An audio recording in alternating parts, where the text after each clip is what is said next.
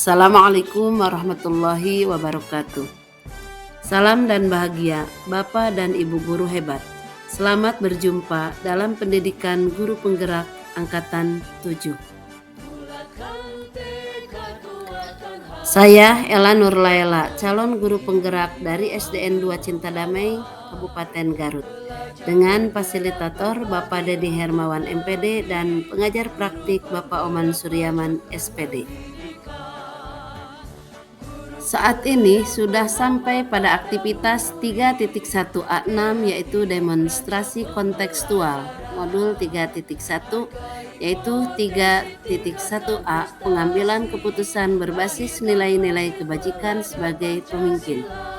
Tujuan pembelajaran khusus, CGP dapat melakukan suatu analisis atas penerapan proses pengambilan keputusan berdasarkan pengetahuan yang telah dipelajarinya tentang berbagai paradigma, prinsip, pengambilan dan pengujian keputusan di sekolah asal masing-masing dan di sekolah atau lingkungan lain.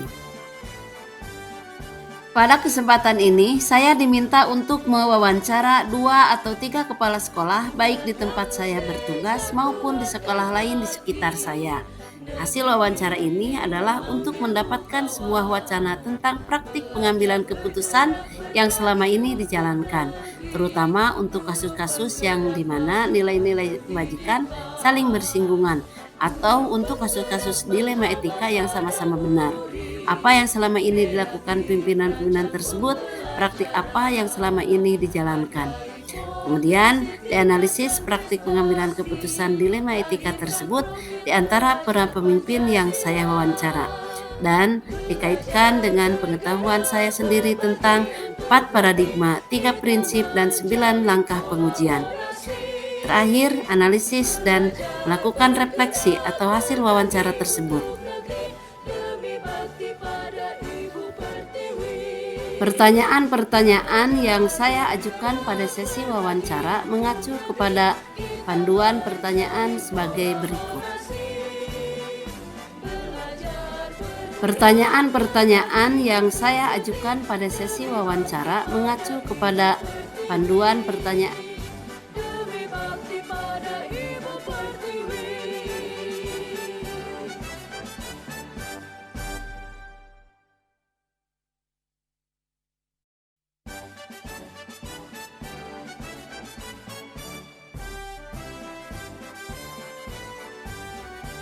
Kepala sekolah pertama yang akan saya wawancara adalah Bapak Dadang SPD, Kepala Sekolah SDN 2 Cinta Damai.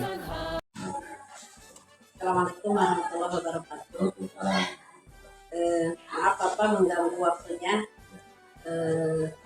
Pada kegiatan ini mungkin ada beberapa pertanyaan yang harus disampaikan kepada Bapak mengenai cara pengambilan keputusan.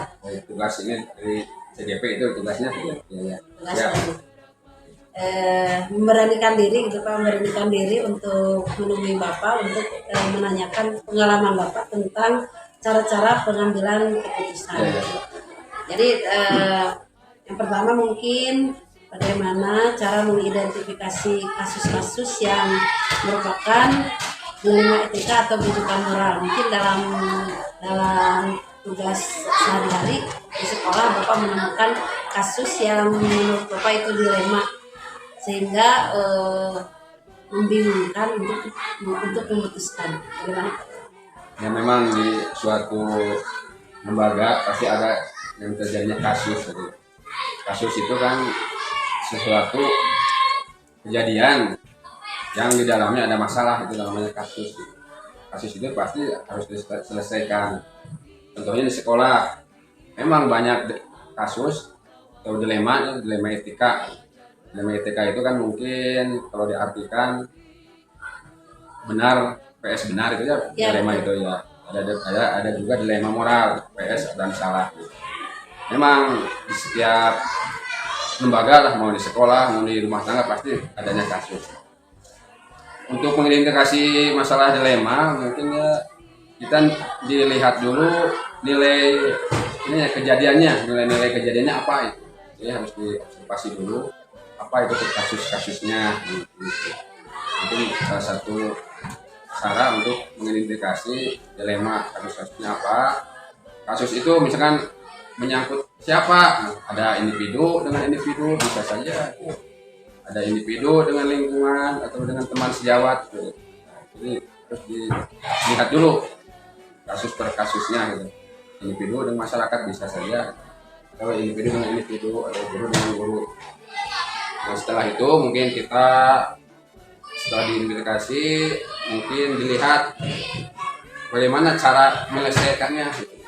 Untuk ininya apanya cara-caranya itu bagaimana gitu lah. Ya, jadi dalam mengidentifikasi kasus-kasus tersebut, Bapak melihat dulu fakta yang ada, kemudian diobservasi. Ya, dilihat fakta-faktanya dulu, pasti diselesaikan nanti. Jadi bagaimana cara pengambilan keputusan dari kasus-kasus yang mungkin ada dua kepentingan yang sama, dari kasus yang mungkin benar lawan benar atau benar lawan salah. Ya, untuk menyelesaikan masalah, salah caranya mungkin kita yang tadi juga telah jelaskan, lihat dulu kasusnya apa itu, terus kita lihat bagaimana cara pemecahannya. Nah mungkin saya sebagai kepala sekolah tidak sendiri untuk memecahkan masalah ini, mungkin ada keterlibatan lah minimal dari warga masyarakat, warga sekolah ini, ya terutama lah guru. Kalau bisa dengan guru bisa diselesaikan. Ya sudah, stop guru dengan guru. Apabila tidak selesai, ya bisa kita ngambil keputusan kepada yang lebih tinggi, misalnya kita bisa konfirmasi dengan pengawas, bisa dengan kedua S, bisa. Kalau tidak bisa saja, bisa dengan PGRI, bisa satu organisasi kita nih. Ya itu bisa cara-caranya, itu bisa diselesaikan dengan cara begitu. Kalau itu mungkin langkah-langkah Pak ya, langkah-langkah atau prosedur yang Bapak lakukan dalam pengambilan keputusan yang terjadi di sekolah. Ya, terutama kita libatkan dulu di intern sekolah dulu, selesaikan. Apabila tidak selesai di lingkungan sekolah kita, baru kita bisa meminta bantuan pada orang lain. Iya, bagus Pak. Jadi musyawarah dulu dengan warga sekolah, kemudian minimal ya. Melangkah ke, kalau tidak bisa diselesaikan, baru melangkah ke yang hal yang terkait.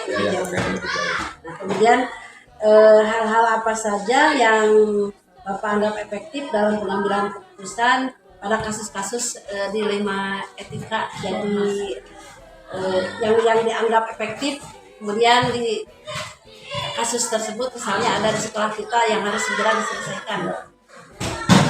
Langkah pertamanya tadi juga kita rembukan dulu dengan warga sekolah ini, terutama guru lah. Kita berembuk, minta pendapat, tekan dari guru kelas 1, kelas 2, bagaimana pendapatnya kalau ada masalah di sini misalkan.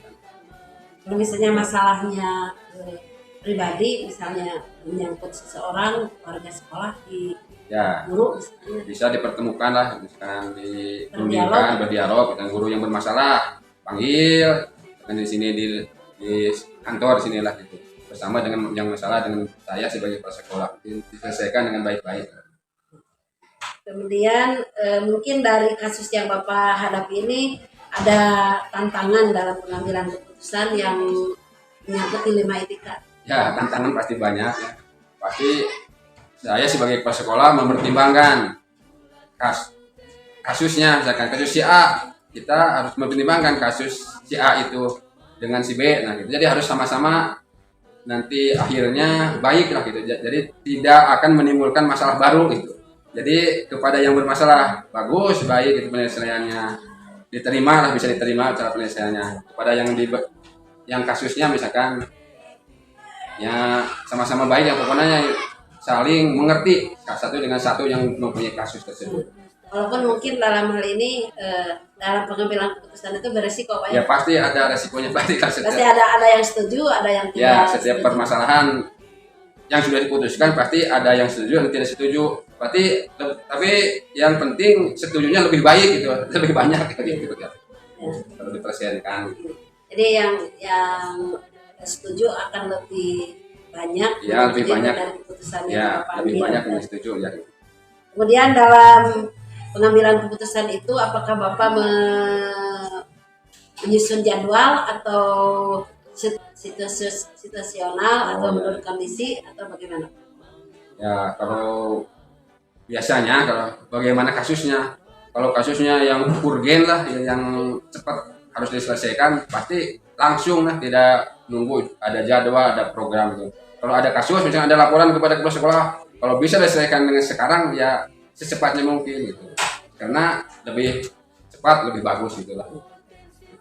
Ya, bagus sekali Pak. Jadi kalau ada kasus yang memang urgen, kemudian dapat diselesaikan dengan segera, diselesaikan dengan segera. Karena Iya, iya. mungkin masalah satu akan timbul lagi masalah yang Ya, ya lain. itu berarti jadi masalah akan bertumpuk lah. Ya. Kemudian eh, apakah ada faktor-faktor yang mempermudah atau yang membantu Bapak dalam menyelesaikan kasus-kasus yang ada di sekolah? Ya, biasanya kalau ada kasus itu kepala sekolah tidak bisa memutuskan sendiri, jadi harus ada bantuan lah gitu. Minimal ada guru senior yang bisa membantu atau permasalahan-permasalahan tersebut. Nah, jadi kita memanggil dulu guru senior siapa di sini misalkan guru senior dulu. Nah, kalau sudah bisa ada pendapat dari guru-guru senior bantuan, nah, kita rembukan semua guru yang ada di sekolah. Mungkin ada pendapat ini, tapi kalau digabungkan pendapat bakal menyelesaikan suatu masalah. Terima kasih.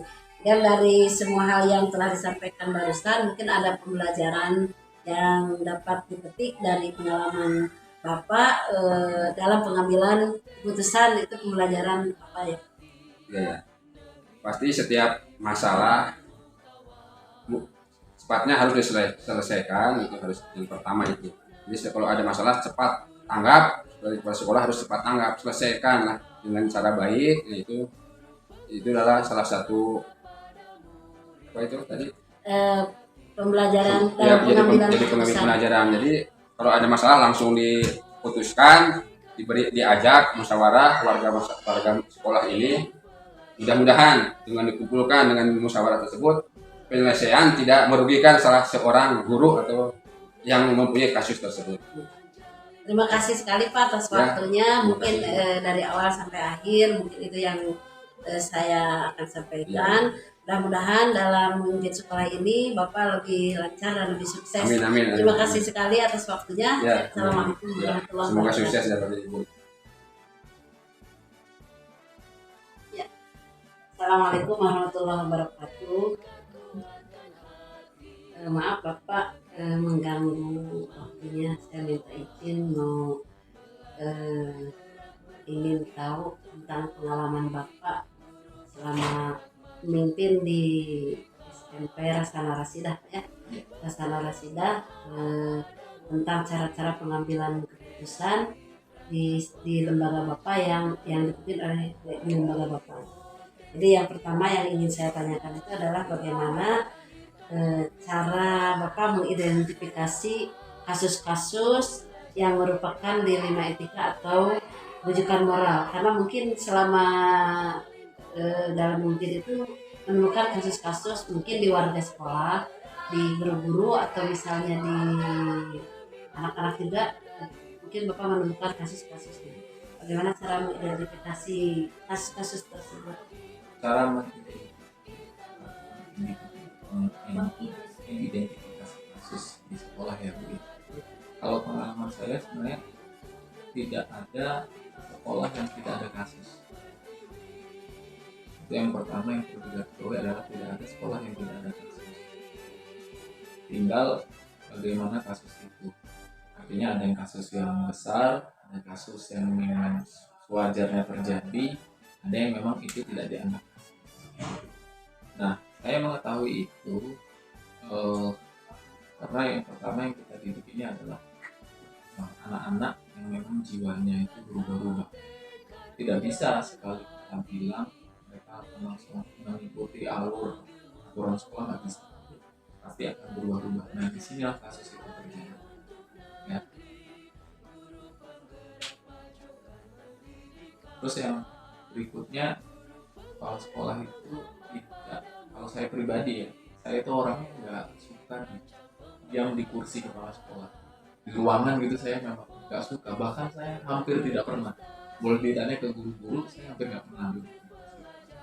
Saya pasti keliling kelas, ikut kegiatan sekali, bahkan Kalau supervisi guru itu kan ada supervisi yang resmi dan mungkin ada yang tidak formal. Kalau yang formal kan dikasih tahu dulu nanti supervisi ini siapa ini siapa ini. Nah kalau saya tidak, saya langsung masuk kelas tiba-tiba. Nah itulah kalau menurut saya supervisi yang sebenarnya. Sehingga di situ saya tahu kasus yang saya temukan di situ bukan hanya pada peserta didik, tapi juga sama pendidiknya. Oh peserta didiknya kurang ini, oh pendidiknya kurang ini. Nah sehingga di situ saya memberi masukan-masukan dulu. Karena kita kalau di sini itu namanya tiap minggu kita selalu ada evaluasi. Oh iya bagus. Tiap minggu ada evaluasi, kita kumpul, kita rapat internal, kita bahas di situ. Ini anak ini solusinya begini, ini anaknya ini kurang begini, body visit. Karena biasanya anak itu membawa masalah di sekolah, bukan dari anak itu, biasanya dari faktor karena eksternal, yaitu keluarga. Ya, di situ pantas saja karena ada orang tua yang broken home, makanya anaknya begini. Nah itu problem itu. Nah disitulah cara-cara yang apa namanya, menurut pengalaman saya yang memang kita harus melihat sebabnya dari ujung, tidak langsung menjelas misalkan oh bu ini ngajarnya kok begini langsung dijudge perlu begini, tidak. Mungkin dia punya juga karena tidak menutup kemungkinan faktor yang dihadapi anak juga dihadapi ke guru. Yang berarti nggak ada masalah di rumah, mungkin karena ada masalah ke bawah juga, akhirnya ngajarnya jadi nggak konsen ininya, sehingga masalah di rumah terbawa masalah ngajar. Nah itu yang perlu diamatin. Ya bagus sekali Pak. Jadi Bapak mungkin berpikir prinsip berpikir aturan dan berpikir punya prinsip berpikir peduli mungkin Pak ya.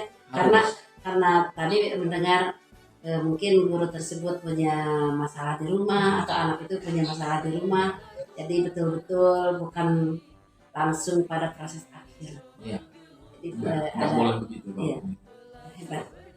Kemudian selanjutnya mungkin Pak di sini selama menjadi pimpinan itu dalam pengambilan keputusan terutama kasus-kasus di mana ada dua kepentingan, misalnya di sekolah ada dua kepentingan yang sama-sama benar, itu dan mengandung nilai-nilai kebajikan, itu menurut Bapak cara pengambilan keputusannya bagaimana? Kalau saya yang pertama adalah menggunakan aturan yang tertera dulu dari Kementerian Pendidikan, Kemenristek, Dinas. Dua itu dulu, karena memang kita kan orang tuanya itu, jadi itu dulu yang digunakan. Nah, ada pun nanti misalkan ada apa namanya jatuhnya aturan itu untuk kemaslahatan ada. Misalkan saya contoh, misalkan gini, kalau ini guru ini nggak layak nih mengajar karena satu tidak linier, ya kan, kemampuannya juga kurang gitu kan. Justru kalau menurut aturan kan sekarang nggak boleh, menurut aturan baku nggak boleh. Terus kita bagaimana? Ya, kita gunakan aturan kemaslahatan tapi tetap berpedoman pada aturan utama. Kalau saya, yaitu saya beri kesempatan, ya sudah bu, sekarang begini saja, itu proses saja boleh. Oh iya. Proses boleh lagi, nanti nggak apa-apa, nanti ini sambil jalan. Oh kan ada biayanya? Oh ada kok, biaya dari beasiswa sekarang banyak, kita bantu untuk mencari apa namanya peluang-peluang beasiswa dan lain-lain. Itu aturan contoh. Atau anak-anak yang harusnya di bis atau gimana, nah itu kita gunakan aturan formal dulu, ya kan, baru nanti kita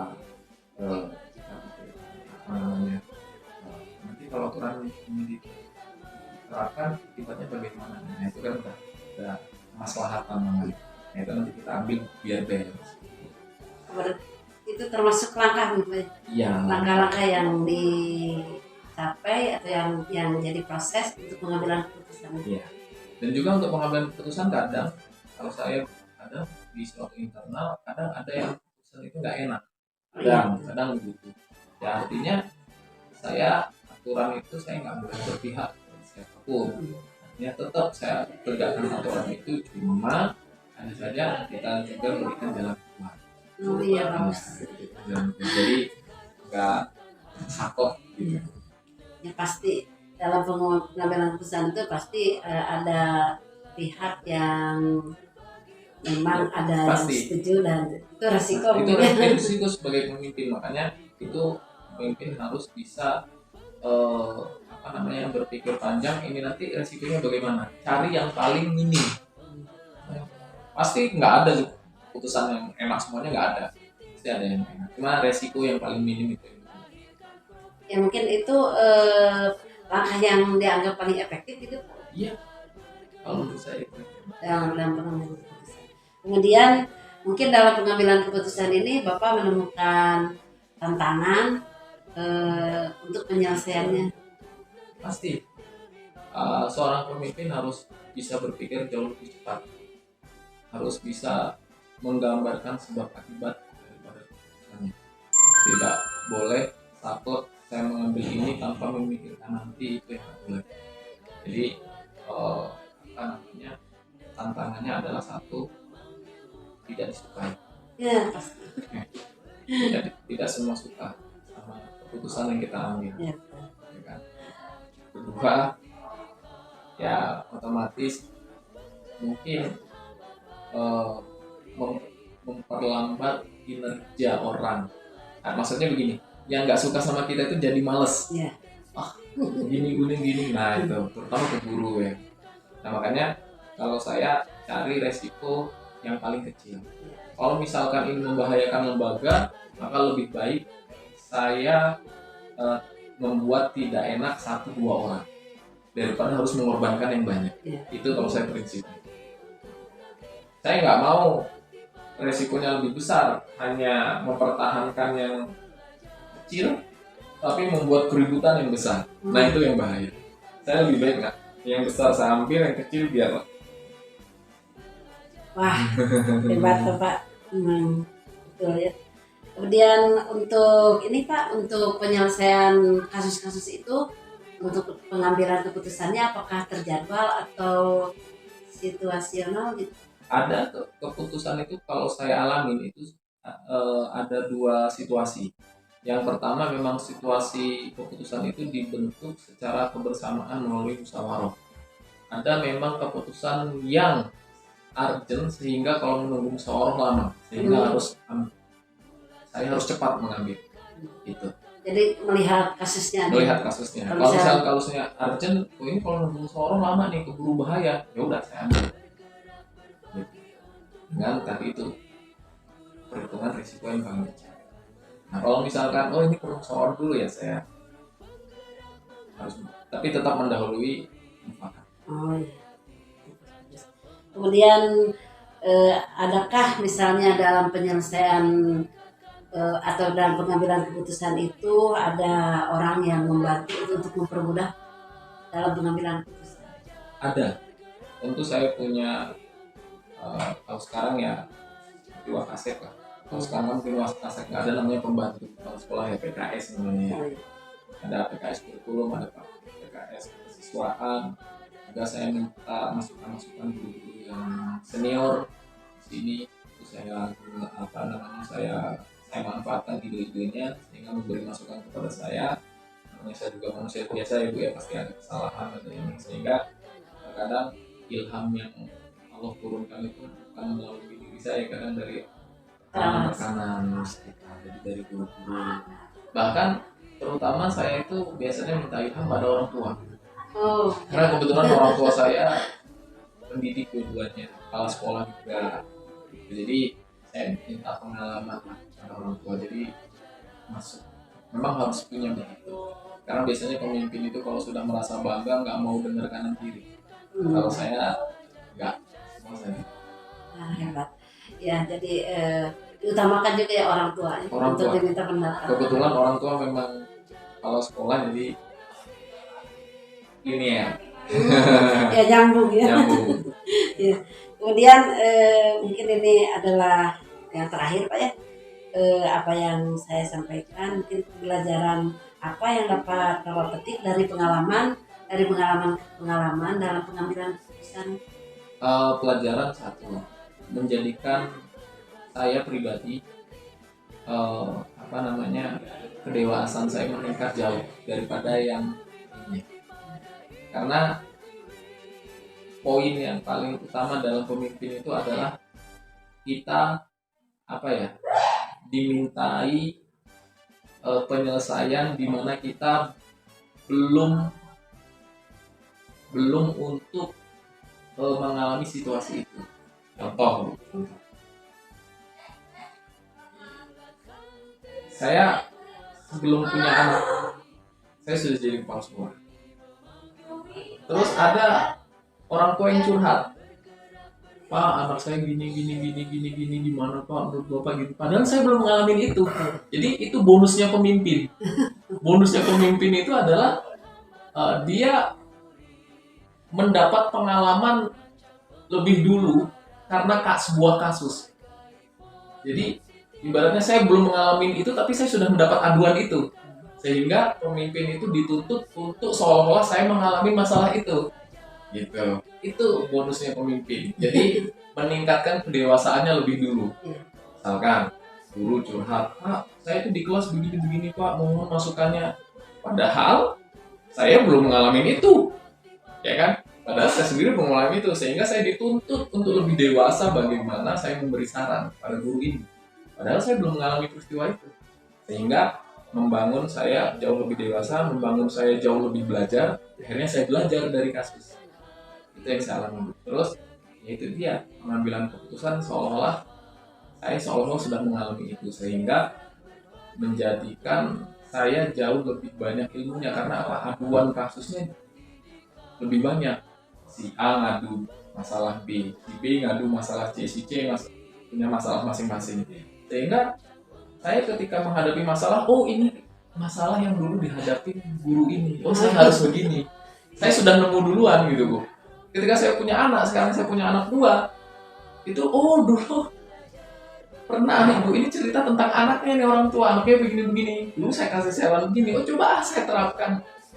Padahal saya sendiri belum saat itu. Nah itu senangnya ketika menjadi pemimpin yang kita itu terbuka oleh yang kita pimpin, kita terbuka tempat ngadu, tempat ini kita bisa belajar lebih banyak dari guru.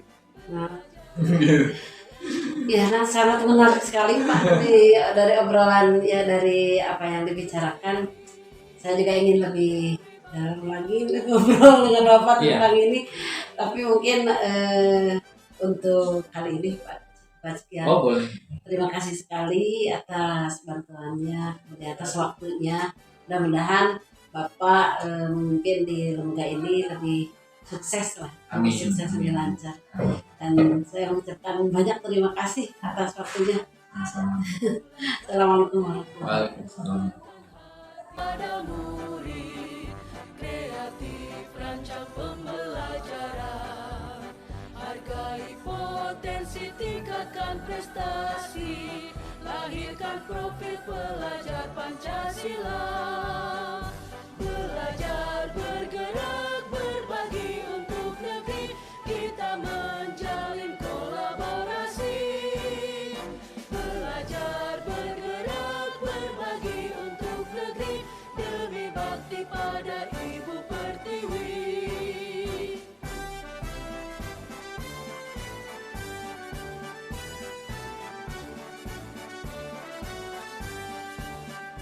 Bulatkan tekad, kuatkan hati, negeri ini memanggilmu kawan.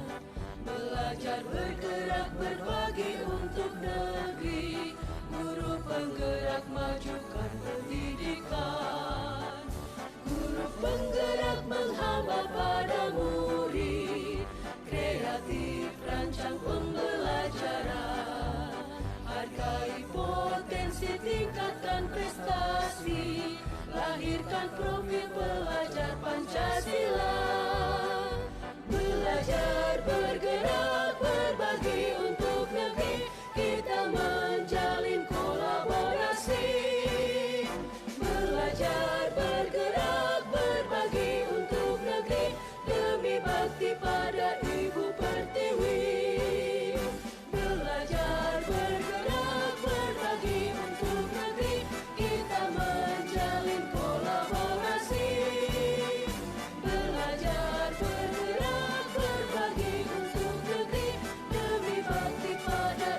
Terima kasih Bapak dan Ibu guru hebat. Teruslah menjadi seorang guru yang selalu tergerak dan bergerak juga menggerakkan orang-orang di sekitar kita. Semoga bermanfaat. Assalamualaikum warahmatullahi wabarakatuh.